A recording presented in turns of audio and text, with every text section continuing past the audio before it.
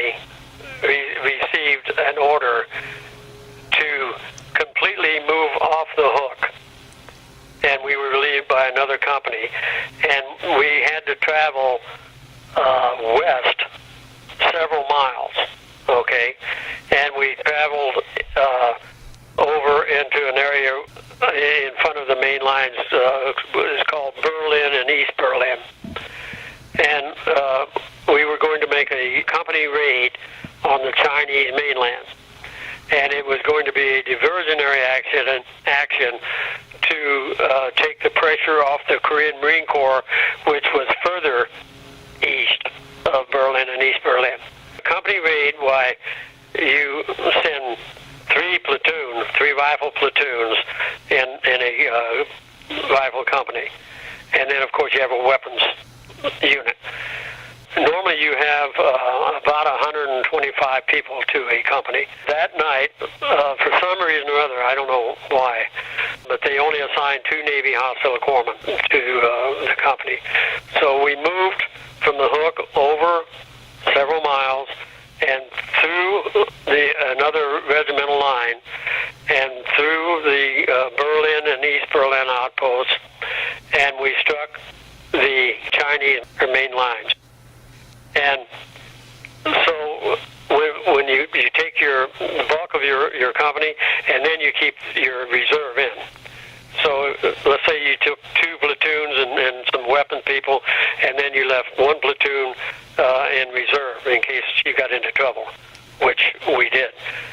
So 84 Marines and 2 Navy corpsmen went out that night at 9 o'clock.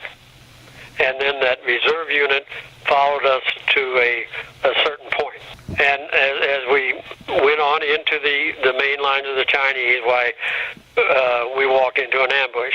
They were waiting on us. So it was a tremendous firefight. It ended up that 2 Marines were killed, 31 Marines of the 84 were wounded, and both Navy corpsmen were wounded. In fact, both of us were wounded twice. And so after a real nasty firefight, we were able to gather all of our wounded, and we knocked them off their lines, so they had to retreat. So then we gathered all of our wounded and dead, and we got back to our lines at 5 o'clock that next morning. So you say you were wounded? Yes. I was wounded twice. Where were you wounded? I was wounded in the eyes and the knee. And how did you get wounded in the eyes? A hand grenade.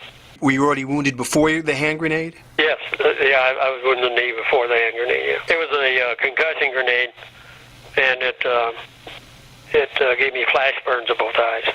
Right now I'm looking at the citation. It mentions that you were informed that a comrade was seriously wounded and was unable to move, and you requested to be taken by hand and led to the side of this gentleman. Can you tell me about that? There's really no decision to make. You're the corpsman. They're your people. If somebody's wounded out there, you've got to go. And he couldn't be moved. He was really all battered up. He had limbs broken. He had a broken back. I asked somebody to take me out there to him. And you couldn't see? No. That's pretty amazing. So what were you able to do? How were you able to help the guy that was badly wounded? Well, I was able to split the broken bones and put some of the bandages on him, and then I asked the guy that took me out there, do you see any blood coming from any different spots on him? And when he said yes, well, I put a bandage on that. I gave him some morphine. It was cold that night, so we kept the morphine in our mouth. I was able to find the morphine without any difficulty, what little I had left. Every time I'd use some, I'd put another one in my mouth. That evening, how long did that combat last? Do you recall? Well, we left at 9. We didn't get back till 5. It took us probably a couple hours to get out there, maybe a couple hours to get back. You lost how many men that day, that evening? 2 Marines were killed, and 31 Marines were wounded. And then 2 corpsmen were wounded. So 30 33 wounded, 2 dead. If you do your math, that's 40% casualty rate. It was an ambush. They knew you were coming. Well, any time that you get 86 men walking through uncharted ground with all their gear, all their combat gear, and you're going to be hurt. So they had to hear us coming.